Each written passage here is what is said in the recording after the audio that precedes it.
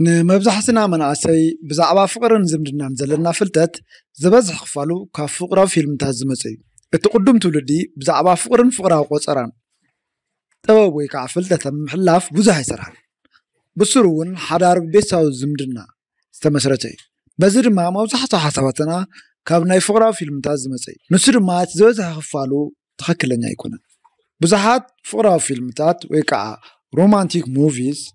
تأكلنيا زي كونهم مجلس فقر يوم أريومنا كتاب حزي يرينا زلون أزر ما نتبزعوا فقر كميديا حساب زرك من إسهي قدروا يخير انتخونا جن إذن تتردينان كم زيهم زبالو زي سرعة حسابات ويتسبيتات نبقار عالم انتهم أنا تسبيتنا تستاخرنا بفقرة فيلمتات كنزا نقعنا خير نابنت بزحات فيلمتات أفكارتك انت تفلياتك باراكينا مستاي إتكا بلا ما متواح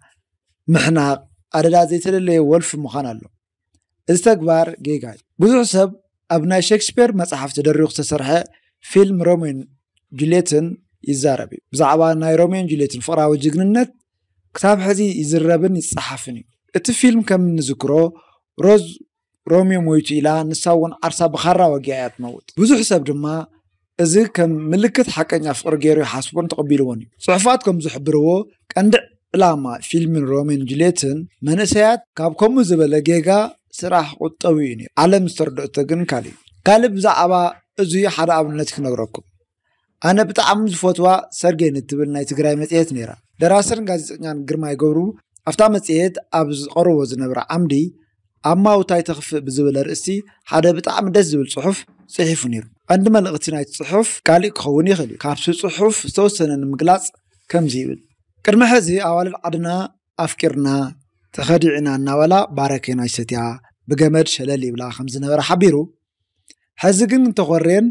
ደም በጊዕ ዝመስል ዊስኪ እናጨለጠየን ዝሓድራ ባራኬና ኳስ ኣበይ ከም ዝሽየጥ ትፈልጦ ይመስለንን ይብል ሓቂ ሕዚ ባራኬና ዝሰቲ ብገመድ ሸለል ዝብል መንእሰይ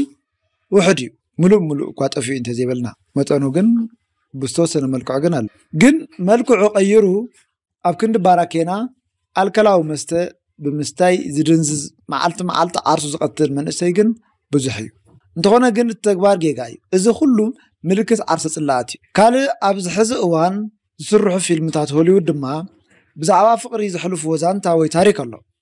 ንሱ ድማ ሓደ ወዲ ዝተፈላለየ ኣዋልድ ምቅያር ሓንቲ ጓል ዝተፈላለየ ደቂ ተባዕትዮ ምቅያር ፀገም ከም ዘይብሉ ከመሓላልፎ ዝደልዩ መልእኽቲ ኣሎ ፍቕራዊ ርክብ ወይ ፍቕራዊ ቆፀሮ ጌም ከም ዝኾነ ዝሕብሩ ፊልምታት ኣሎ እዚ ተግባር እውን ግን ትኽክለ ይመስለኒ እዚ መንእሰይ ወለዶ ክባኸን ዝገብር ትምህርቲ እዩ ትኽክለኛ ፍቕሪ ካብ ንባዕልኻ ምፍቃር ምኽባር እዩ ዝጅምር ነብሳ ተፍቅር ተኸብር እንተኮይና ድማ